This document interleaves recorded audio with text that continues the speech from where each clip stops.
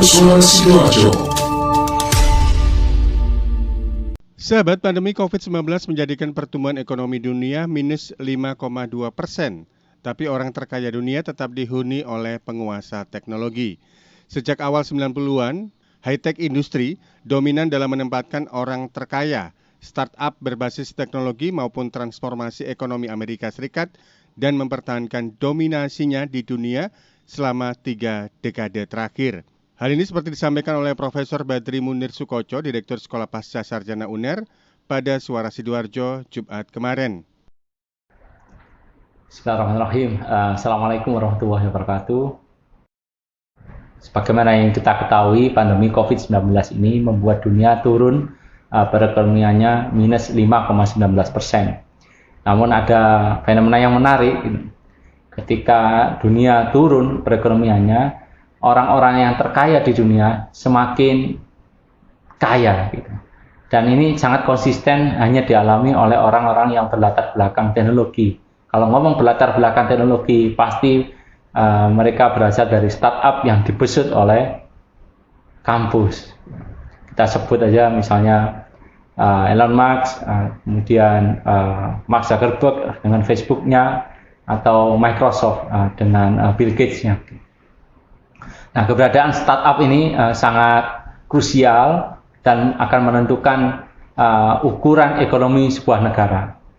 Saat ini Amerika cukup dominan di sana dan itu menunjukkan bahwa transformasi ekonomi Amerika Serikat dalam 3 dekade terakhir cukup berhasil dari ekonomi yang berbasis pada produksi menjadi ekonomi yang berbasis teknologi tinggi. Hal yang sama juga akan berpengaruh pada negara-negara lain, khususnya China. Kalau kita lihat, China juga mulai menempatkan orang-orang yang berlatar belakang teknologi pada daftar orang terkaya dan perusahaan-perusahaan terbesar di China. Ini juga sejalan dengan Made in China 2025, program yang dikeluarkan oleh Premier Li Keqiang sejak 2015. Hasilnya, ketika tahun 2015, China belum menempatkan kota manapun yang ada di Global Startup Ecosystem Report.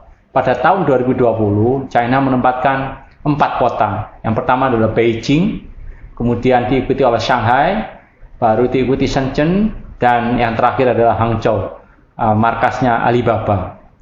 Hubungannya apa ini? Ketika sebuah kota masuk ke dalam ranking Global Startup Ecosystem Report, menunjukkan bahwa di sana sangat kondusif untuk berkembangnya startup. Ketika startup ada, itu akan memiliki leverage pada perekonomian untuk bertransformasi menjadi perekonomian yang memang bernilai tambah tinggi.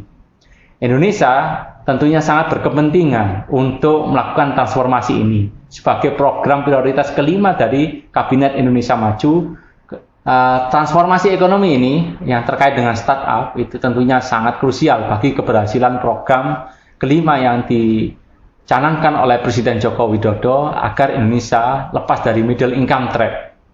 Juga terkait dengan program pertama, yaitu pengembangan SDM. Dan siapa yang paling bisa melakukan itu? Tentunya perguruan tinggi.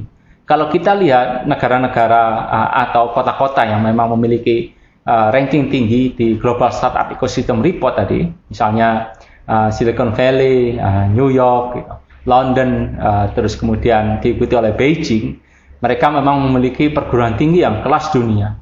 Sehingga talenta-talenta terbaik dari seluruh negeri dan seluruh dunia akan berkumpul di sana dan berdiskusi membuat startup yang akan mentransformasi menjadi ekonomi yang bernilai tambah tinggi.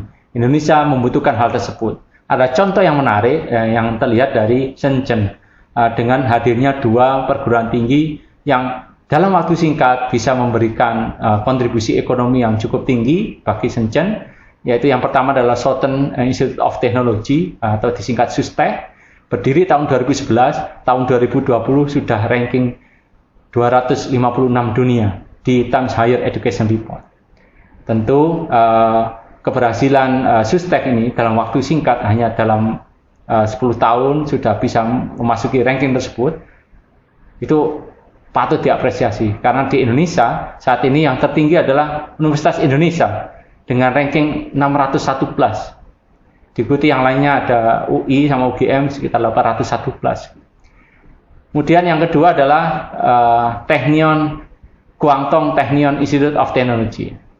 Ini juga cukup menarik karena memang ada sumbangan dari Li Ka-shing Foundation mengundang agar Technion membuka cabang di Shenzhen, tepatnya di kota Shantou, dan pemerintah provinsi maupun pemerintah daerah bekerjasama dengan swasta untuk membangun Guangdong Technion Israel Institute of Technology. Hasilnya seperti apa? Kita bisa bayangkan dalam 5-10 tahun lagi banyak startup teknologi yang akan dihasilkan oleh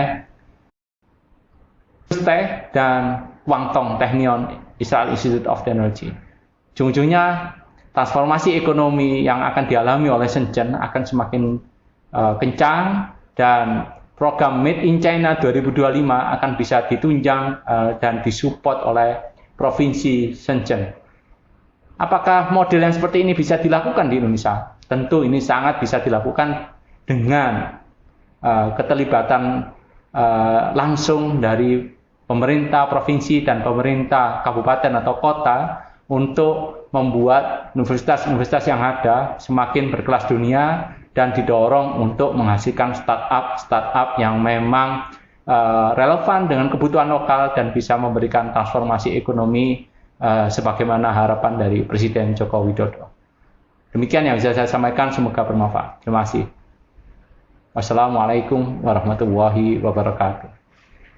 Sahabat Profesor Badri Munir Sukonco menambahkan, terdapat berbagai perguruan tinggi di Indonesia yang sudah memiliki kemampuan dan pengalaman dalam mengantarkan startup mendapatkan investor. Tapi sayangnya urgensi transformasi ekonomi Indonesia agar lepas dari middle income trap tidak bisa mengandalkan cara organik. Karena sebagian besar perguruan tinggi Indonesia baru familiar dengan konsep entrepreneurial university. Untuk itu, kata Profesor Badri Munir Sukonco, perguruan tinggi Indonesia bisa beraliansi dengan berbagai pihak agar di kemudian hari perguruan tinggi di Indonesia bisa jadi tempat pengembangan startup. Demikian, Panji Harto, Suara Sidoarjo.